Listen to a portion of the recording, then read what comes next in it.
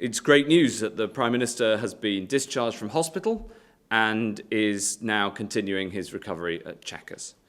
I hope everyone has seen his message of love and thanks to all those who've supported his recovery and to the NHS colleagues who've cared for him so brilliantly at St Thomas's Hospital.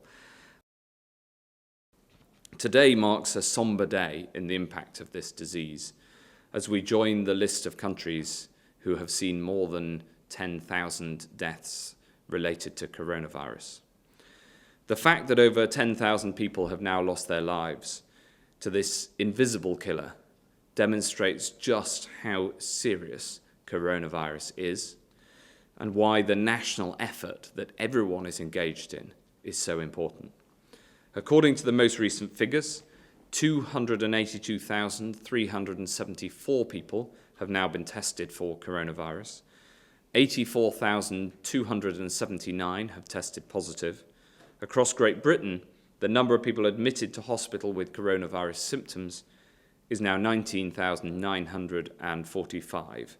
And of those who've contracted the virus, 10,612 have tragically died. The latest figures show that in Great Britain, we have 2,295 spare critical care beds, up 150 from yesterday. So, throughout this crisis, with all the challenges that we've been dealing with, all the operational difficulties and all of the logistics, we have always been able to provide the very best of care to everybody who needs it through the NHS.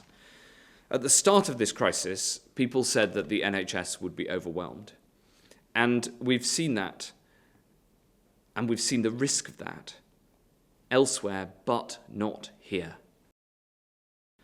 This critical expansion is partly because we have a record number of ventilators, 9,775, and partly because we have record numbers of returners coming back and rejoining the NHS. Over 5,000 former staff are now back on the NHS front line, and over 36,000 have come forward to enlist.